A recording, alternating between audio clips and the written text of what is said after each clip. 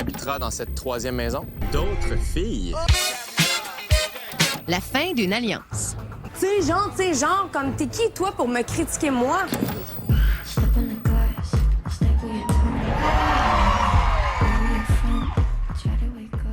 Beaucoup de jeunes Québécois rêvent de devenir animateurs, mais peu d'entre eux réussissent.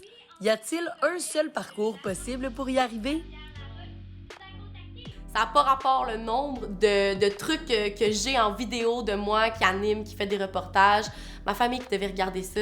Ça a toujours été clair que j'allais faire ça. Je me suis jamais posé la question « qu'est-ce que je vais faire dans la vie? » C'était ça. Cet été, j'ai eu la chance de devenir animatrice pour Rouge dans l'Est du Québec, à Rimouski précisément. Donc j'avais l'émission Rouge le week-end. Le week-end! Toujours plus de hits! Je vais me payer la traite et je vais vous jaser de ce que j'aime le plus au Québec. Les accents de région. Oh! Moi, tu me places 2-3 lolas puis un cutter dans une phrase et je tombe en amour. Habituellement, quand tu t'en vas loin comme ça, ben, c'est parce que t'es vraiment déterminé là, à réussir. Très ému, on a réussi à les emmener à studio, c'est rare ça. Le verre va être bon ce soir. Seigneur! On m'a dit très, très vite dans ma jeune carrière qu'il fallait que je mette les pieds sur le terrain le plus vite possible. Je savais que l'expérience, ça valait beaucoup plus cher que plein d'autres choses. Donc, quand j'ai commencé le cégep, j'ai tout de suite aussi commencé à travailler à la télévision de la Rive-Sud, la télévision communautaire de mon coin. Puis là, j'investissais corps et âme à justement développer un peu mes talents d'oratrice. L'actualité, ça bouge sur la Rive-Sud. L'actualité n'a pas pris congé, ça c'est bel et bien vrai. Du côté de Boucherville, là, il y a présentement fermeture d'eau. Il y a avis d'ébullition, mais pour certains citoyens seulement. Oui, exactement. Donc, je gardais les 2 pieds sur le terrain, puis la tête, je dirais, beaucoup à l'école. Et donc, quand je suis sortie, j'ai décidé tout de suite de faire ma première audition, et c'était celle à Météo Média. Puis j'ai travaillé pendant 7 années là-bas.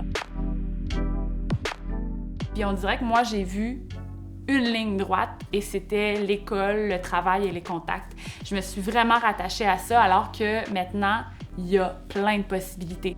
Un autre moyen emprunté par plusieurs personnes est de participer à des émissions de télé-réalité populaires comme Occupation Double. Cela leur permet d'avoir des milliers d'abonnés sur Instagram du jour au lendemain. Cette notoriété leur apporte plusieurs opportunités de briller dans les médias traditionnels.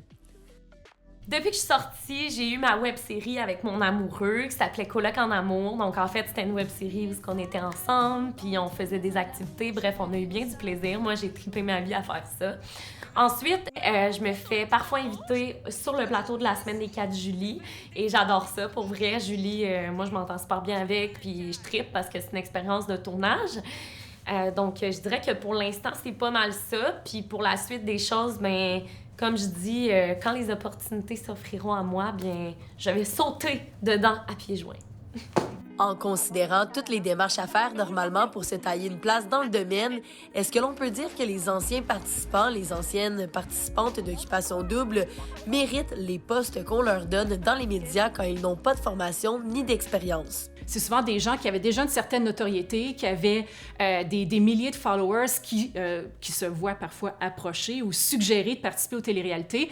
Et ensuite, ces gens-là vont miser encore plus sur la visibilité que leur a amené en plus l'émission pour se construire une carrière médiatique, multiplateforme dans bien des cas.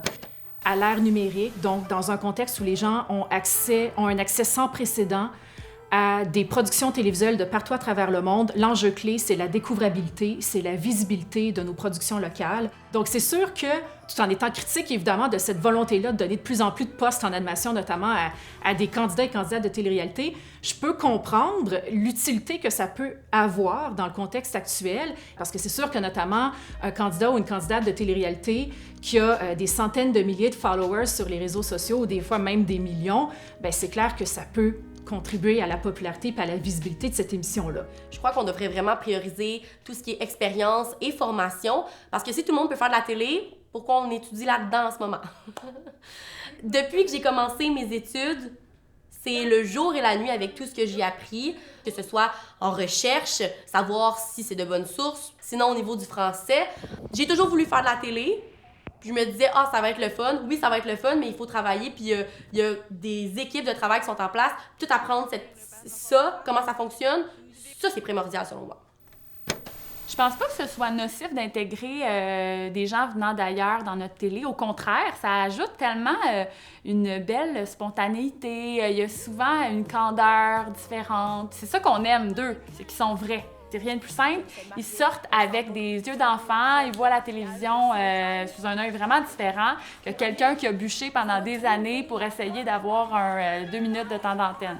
Oui, il y a des personnes qui sortent d'Occupation Double, qui ont de bons projets, puis ça fonctionne, c'est hot, puis tant mieux qu'ils réussissent dans ces sphères-là.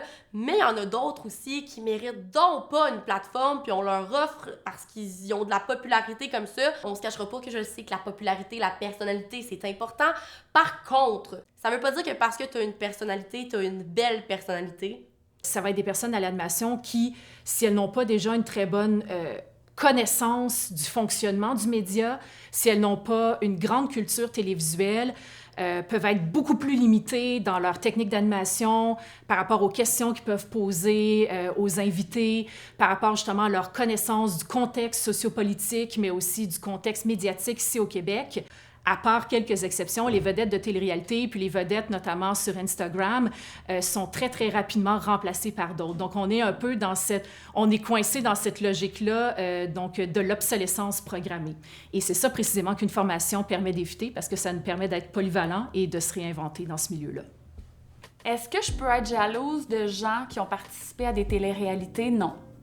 Parce que ces gens-là ne font peut-être pas nécessairement le genre de contenu que je voudrais faire, parce que ces gens-là ne représentent pas nécessairement qui je voudrais être. Quand je repense à mes modèles de l'époque, qui sont encore les mêmes, France Baudouin, Véronique Cloutier, Pénélope McQuaid, des grandes animatrices, ben je réalise que c'est pas le chemin qu'ils ont pris, puis ils n'ont pas non plus étudié en télévision nécessairement, mais pas du tout en fait.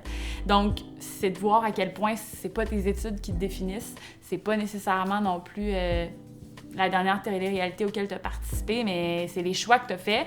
Oui, on pense que peut-être les gens de télé-réalité travaillent pas, mais moi, depuis que je suis sortie, j'ai peut-être fait 20 auditions, puis ça reste que, tu sais, est-ce qu'il y en a une qui a marché? Il y en a une seule qui a marché, puis c'est elle que j'ai faite il y a 2 semaines.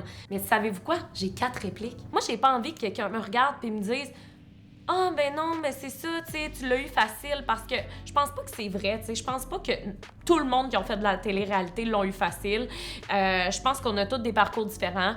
Je pense qu'on devrait juste accepter que les portes vont s'ouvrir à chaque personne d'une façon différente. Puis moi, je pense juste qu'on devrait vivre dans le respect de ça. Puis au final, si tu travailles fort, tu vas avoir le travail qui va venir avec. Puis si tu continues de t'entretenir, autant quand t'es un artiste ou un influenceur, ben moi, je pense que ça peut juste amener des beaux projets, tu sais. Alors, si vous voulez de la voix, choisissez-moi. J'ai appris à animer avant de parler. La communication, pour moi, c'est plus qu'une passion, c'est une vocation. Alors, si vous voulez une fille dynamique, le choix est simple.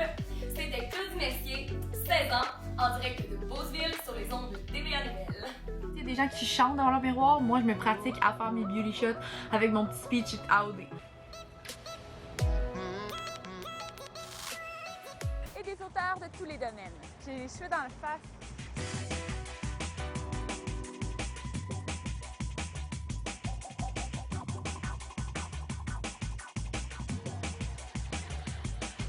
C'est comme ma technique pour pas que mes cheveux soient dans mes amitiés.